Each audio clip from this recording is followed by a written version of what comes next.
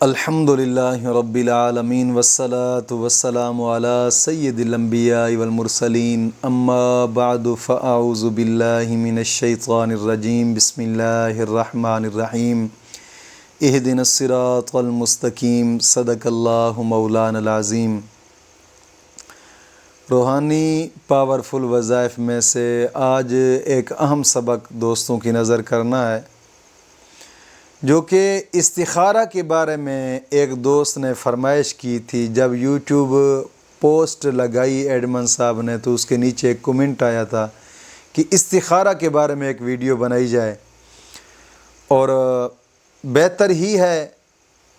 استخارہ ایک تو سنت مصطفیٰ بھی ہے، اور اچھے کام کے لیے استخارہ کرنا حضور کی سنت مبارکہ بھی ہے، اور استخارہ کرنا بھی چاہیے ہر مسلمان کو۔ آج کا تو وہ ان پڑھی اور جہالت کا ایسا دور آیا ہے کہ لوگ بیچارے بار بار کہہ رہے ہوتے ہیں جی ہمارا استخارہ کر دیں، جی ہمارا استخارہ کر دیں، جی ہمارا استخارہ کر دیں۔ جی یار استخارہ تم خود کر لو، یہ حضور کا طریقہ کار ہے، اور حضور نے اپنی امتیوں کو بتایا، اور یہ طریقہ تو ہر امتی کو آنا چاہیے یار، ہر امتی کو یہ طریقہ آنا چاہیے۔ انتہا درجہ آسان ہے، کوئی مشکل نہیں ہے، آسان ترین استخارہ، آسان ترین۔ لیکن کوشش فرمائیں کہ اپنا دل اپنے رب کی بارگاہ میں جھکائیں، یہ ضروری ہوگا۔ اس میں نماز کی پابندی کرنی، گناہوں سے توبہ کرنی، اور قرآن کے ساتھ یاری لگانی، نیکی کے کام کرنے، جناب علی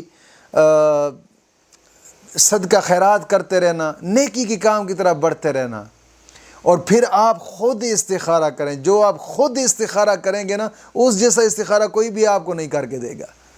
اور آقا کریم صلی اللہ علیہ وسلم کا فرمان مبارک بھی ہے کہ تم خود استخارہ کرو۔ جب تم خود استخارہ کرو گے اللہ رب العزت فضل فرما دے گا، کیونکہ ہر دل کوئی پتھر دل نہیں ہوتا۔ کوئی انسان ایسے بھی ہوتے ہیں کہ نرم دل ہوتے ہیں، جب اپنی رب کی بارگاہ میں جھکتے ہیں نا تو رو ڈالتے ہیں۔ ان کا ایک ایک آنسو کروڑوں روپے کا ہوتا ہے۔ ایک ایک آنسو جب آنکھوں سے نکلتا ہے نا، بظاہراً تو ایک آنسو نکل رہا ہوتا ہے، لیکن حقیقتاً وہ گناہوں کو دھو رہا ہوتا ہے۔ ایک ایسا آنسو جب نکلتا ہے نا آنکھوں سے رب کی بارگاہ میں، جب بندہ روتا ہے نا تو مولا کریم کی رحمت جوش میں آتی ہے۔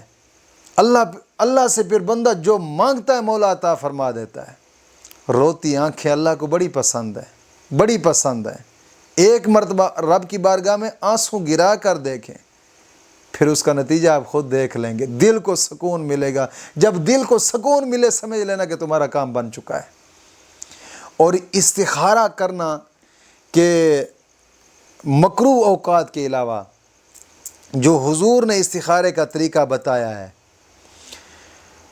استخارہ اس طریقے سے کرنا ہے کہ مکروہ اوقات کے علاوہ، یعنی سورج طلوع ہوتے وقت 20 منٹ یہ مکروہ اوقات ہوتے ہیں، اور سورج غروب ہوتے وقت 20 منٹ یہ بھی مکروہ وقت ہے، اور نصف نہار کے وقت جب سورج بالکل سر کے اوپر ہوتا ہے دوپہر کے وقت، یہ بھی مکروہ ٹائم ہوتا ہے، یعنی 20 منٹ ہوتے ہیں۔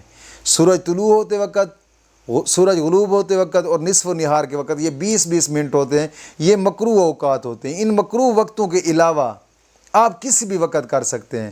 اور حضور نے جو طریقہ کار بتایا استخارے کا نا، وہ یہی ہے کہ 2 رکعت نماز نفل استخارہ کی نیت سے آپ پڑھیں۔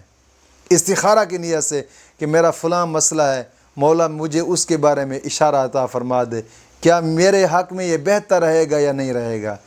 اس کے لیے اس نیت سے 2 رکعت نماز نفل استخارہ کی ادا کریں۔ جب 2 رکعت نماز نفل استخارہ کی آپ ادا کر لیں، پھر اس کے بعد آپ نے یہ دعا پڑھنی ہے استخارہ کی، جو آقا کریم صلی اللہ علیہ وسلم نے جس دعا کے بارے میں بتایا ہے۔ وہ دعا کیا ہے؟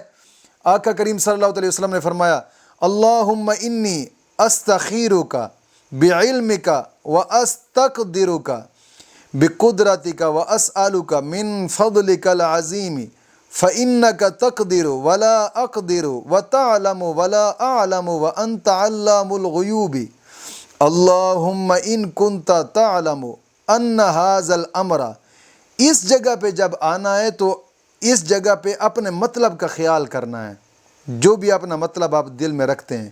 پھر آگے پڑھنا ہے خیر لی فی دینی و معاشی و عاقبت امری فقدرہ لی ویسرہ لی ثم بارک لی فیہ وَإِن كُنْتَ تَعْلَمُ أَنَّ هَذَا الْأَمْرَ، اس جگہ پہ بھی اپنے مطلب کا خیال کرنا ہے، جو بھی اپنا مقصد ہے۔